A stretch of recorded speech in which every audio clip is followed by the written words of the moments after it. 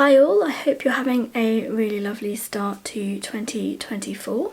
I thought today I would introduce you to my Jetboil MicroMo and share a little bit about what it's been like using it the last year or so, and why I bought this particular stove when there's like hundreds of others that you could choose. So I'm going to talk a little bit about some of its features and why I particularly chose this, and also perhaps some of the other options that you might want to consider. So I was really keen to find something that was compact, and I like the idea that you could get something that was all in one, because I was a bit nervous that I'd be knocking pots off stoves and get a bit clumsy. And although with something like a Jetboil or an all-in-one system that you kind of screw onto the top of the stove, yeah, if you knock that over, you might be sending a flamethrower into a different direction.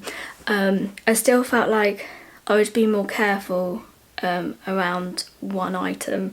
I wouldn't have to think about lots of different things, and so that was the one thing that I was looking for. I like the idea of having something that had a igniter, like a button that would cause a spark to get the stove going.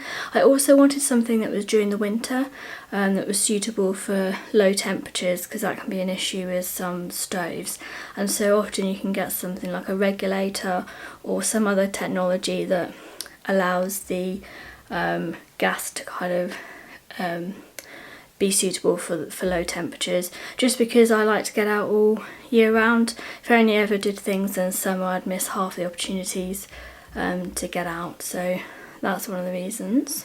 I also wanted something that was that could boil things really quickly. So often I want to use something when I'm on a day walk, when I'm on the go somewhere, something quick that also will cool down quick, because obviously you don't want something that I have to wait ages to cool down before then packing everything up and then carrying on my way. So something that I could use on day walks, also something that had the ability to not just boil water.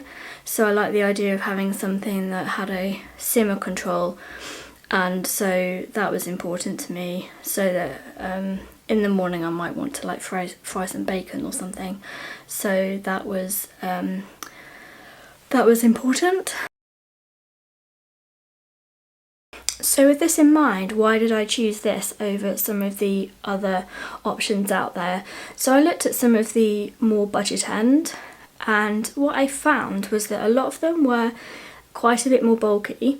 They also weren't as fuel efficient, and they also didn't have a simmer control. They didn't have a regulator or technology that would mean that it would go down to those below freezing temperatures, or certainly have that reliability. So obviously some of those were ruled out fairly swift, unfortunately, and so I looked at some of the more upper end. So like there was an MSR that looked very similar to this, all in one, but again it was a little bit bulky, and I thought, well, it just didn't seem to be right. It just didn't seem to be right for me. So I then looked a bit wider, and then saw that the Jetboils had a good review, and so I thought, well, it's worth looking at those then. And so then I took a look at all of the Jetboils, because there are quite a few different types and they do have different features. So for example, the Zip and the Flash, they both boil water. That's what they're designed for. They don't have a simmer control, and they also don't have that regulator that means that they can more easily go down to those cooler temperatures and still be reliable, and that's obviously important to me. So it kind of ruled out those two, and so the other two options were the MicroMo here and the MiniMo. So the MiniMo wasn't actually in stock at the time, because it was during the pandemic, and so the MicroMo was on a good sale, so that obviously does kind of sway things, doesn't it? But what I also found was the MiniMo is quite a bit wider, so it might be that if you have a you want like one of those boil in a bag meals that you want to put actually into the pot, then the MicroMo may well be a bit better suited for you because it's a bit wider, whereas this is quite narrow. This is basically like a posh version of the Zip. So it's basically a Zip with the regulator and a civil controller and a pot support, simply putting it. So it is a bit narrower, and I don't think I'd really want to be shoving one of those meals in, or maybe something you've made at home in there. You can, I see people do that, but yeah, that's not what I bought this for. It was for boiling water and also just having that ability to make some breakfast in the morning if I wanted to. So I'm really happy with the choice that I made. I'm hopeless at remembering information, so what I'll do is I'll put the specs up there so you can pause the video and have a look for yourselves and compare if you wish to some of the other options you might be looking at. So I think now I'll show you how it all comes apart and goes back together again. So you have this top lid that's kind of a bit soft, which is quite nice, and it has a like a straining area. It's got a stirrer hole, I think that's what that is, and a steam hole there, which is quite handy. And this is really well made. I don't know whether it really sticks particularly well. I mean, it sticks on enough. I've not had a problem with it coming apart or anything when I've been using it. So you've got that lid there. The next thing you've got is the pot support.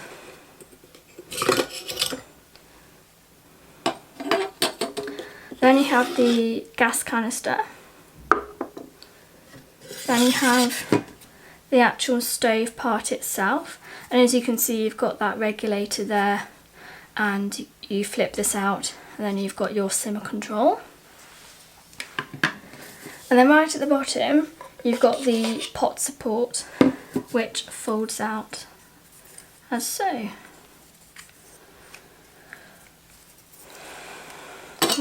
So then you can put your... This is always a bit tricky. There you go, she's in. So that's how that connects up here. You've got obviously the cap on the fuel. I guess you don't really need to keep that on, but I do.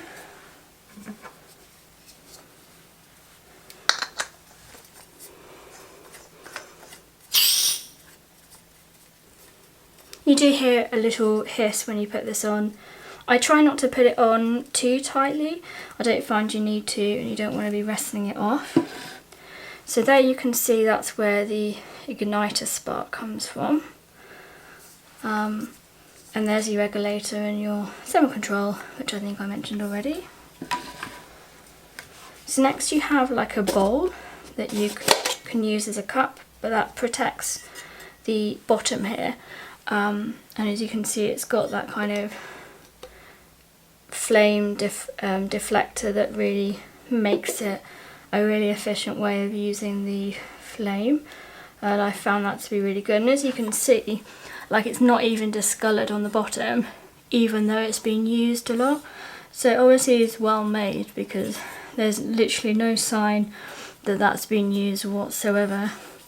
It has some instructions on here which is really helpful. It tells you how to use it, so I think some people will want to put it on and then light it. However, it does say light before attaching pot, and I trust that advice. This is, although this is a really, obviously it looks flimsy, I found even with my tiny hand it's fine, and you can use this thumb bit here as a bit of a like loop as well, and I found that to be really fine when pouring or using it or taking it off. I do find this a little bit tricky as well. I think you just have to line it up a bit. There you go, and as you can see, that's not going anywhere. So that's one of the reasons why I really liked it, because it just, that is sturdy, and yes, I can knock it over, but it's still got this pot support and all that jazz. So you obviously then you'd boil your water, lid on, doesn't take long at all, and then once they're finished, you can just turn that off, pour your drink, and then, to be honest, it's almost pretty much cool enough even by that stage to then put it on the ground. Yeah, and it cools down really quickly. So before I pack this all back together, I thought I'd show you how the pot support works with it. So you obviously just pop these segments out as so, and that makes a nice stable base. These notches do fit with the other Jetboil range, like the skillet, and there's a ceramic pot I think as well. So all of those grooves match up with the grooves on the bottom of those pots, but I found this to be really sturdy with other pots as well. So this just literally pops on like that. And then this is the Fire Maple Feast fry pan. As you can see, that fits on really nice. Tip it up a bit so you can see. So I'm going to show you now how I put it all back together. Do appreciate you can't see much of my face, but to be quite honest, I'm more interested in you seeing this than my face. So I wasn't going to be faffing around with the camera angle anymore after the afternoon that I've had. So first of all, I put the pot support with the flat bit at the bottom. So it is a bit kind of ridged up. I tend to put it this way around. I don't know why, maybe there is a logical reason. And then next goes in this. Now what I found is if you put the pot support in, you're not going to be disturbing this wire bit that could be potentially a little bit more fragile. I just find it slots like in between the gap that you've created with the pot support. So that's quite handy, so when you pop this down, you know that you're not going to be damaging the wire of that. So that's really good, and I really like that. Next I put the gas canister. That slots in like that. This is all folded up, turn it upside down, and then you can normally kind of slip that over the top of the gas canister. Lid goes on. You know, you can't lift it up by the lid so much, I wouldn't trust that, but it's not going anywhere. And then this is the bottom protector stroke cup. You just twist that until it goes on. And when you twist it, it can't come off, which is great. So as you see already, I've lifted it and that's come off, but I don't find that's a big problem. And this is how rustly it sounds. So I don't know if that bothers you or not, but if you were bothered, you could probably put a little bit of cloth down there. But I've never noticed it to bother me at all when I've been using it in my backpack. So what's it like actually to use this stove? I have absolutely loved using this. I think this was one of the best buys, certainly of the last few years. It is more expensive than, say, some of the other options, but if you think about it, by the time you've got perhaps a titanium pot, a stove, and maybe some other, you know, the fuel and stuff, you're looking at about not that cheaper, or you could end up spending probably a similar amount. So for me, this has just been great because I've used it on day walks, I've taken it up on cold days and made myself a nice hot chocolate in some really lovely places. I've got some lovely memories attached to this stove. I've used it for while camping. I mainly use it to boil water, so I have yet to really use it with the simmer facility, but I know it'll be fine. I was absolutely terrified of it when I first used it. I just wasn't used to the noise of a stove, to the point that I made my friend test it out first. I sacrificed him if it was gonna blow up. So thank you very much, my friend, for agreeing to kind of use it first, because I was just terrified of it. But I'm quite terrified of a lot of things, so it's not surprising really. But yeah, I really loved using this. I would recommend this stove to anybody that's looking for these kind of features. Yeah, there's some more budget options. I have found the fuel efficiency really good on this, so again, I would recommend it based on that. I don't think I've got through hardly any canisters at all. I use the Jetboil canisters with it just because that makes sense.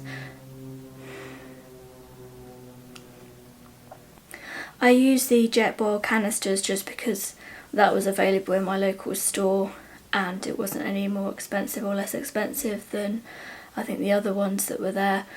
So yeah, I've been very happy. I think, would I take this on like a long distance trail? I think I would. I really like the fact that it's just all in one. I don't have to think about at the minute, or what pot do I need to get? Do I want to you know, what kind of stove, other stove, if I wanted a more lightweight stove. I think it would take a little bit more work to build my own kind of stove system up, buying it all separately. I don't think I've got enough real experience to know what I really want. The only thing I will be getting is one of those kind of low stoves that has low feet, rather than something like this that stands quite tall. I definitely want something that's low to the ground and got that stability. Again, because I'm a little bit clumsy, I want to make sure that I'm just keeping myself as safe as possible, and also something that's easy to use and that I don't feel like I'm going to knock over. And also you can use often a bigger pan for that. So I definitely will be expanding my stove collection, but this has been a really good starter. It's been great. And what I tend to use is I'll use the bottom. It's got like a cup. Well, they market it as a cup, and it's got some, like, I don't know if you can see that, but it's got some markers on it so you can actually measure water and stuff with it. But what I tend to use this for is actually like a miniature washing up bowl, or if I need to do any washing up, because obviously when I've taken this off, when it's finished boiling, I'll put it on the grass, and I'm not sure I really want something that I'm going to be drinking out of, like something that's been then put on top of it that's been on grass. I just prefer like something to be a bit more, I'm not looking at you again, am I? I just prefer to use this as like a bit of a bowl for cleaning and stuff. And it also protects the bottom, so it kind of has a dual purpose, but you could use this as a bowl if you wanted to. So what's my final advice to anyone looking to buy a stove and considering the MicroMo as an option? I think now that the MiniMo is so widely available, it wasn't during the pandemic, I would say if you're interested in, say, boil in the bag meals that you want to shove into a pot, this is a small pot. This is basically like a posher version of the Zip in terms of size. So it is compact, it's a bit narrower. Yeah, you can get away with it, but I personally, this is really for boiling water and pouring into one of those meals rather than necessarily one of those that you put in.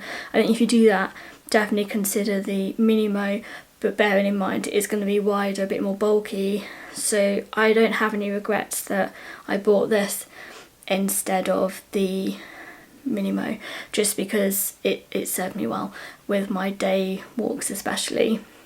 So I think that sums up my review of the Jetboil MicroMo.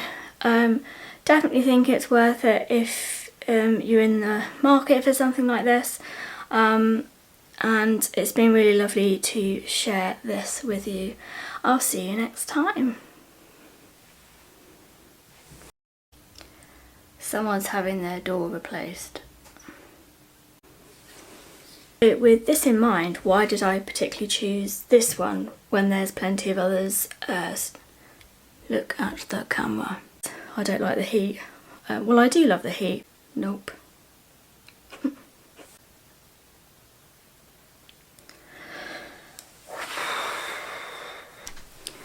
Trying to do a review video when there's DIY going on next door is very difficult.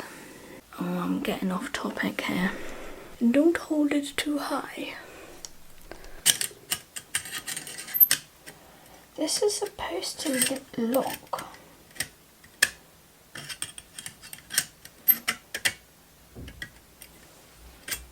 Nope. No, that's not the way around it goes. That's hilarious. Start again. I don't like that. Nope.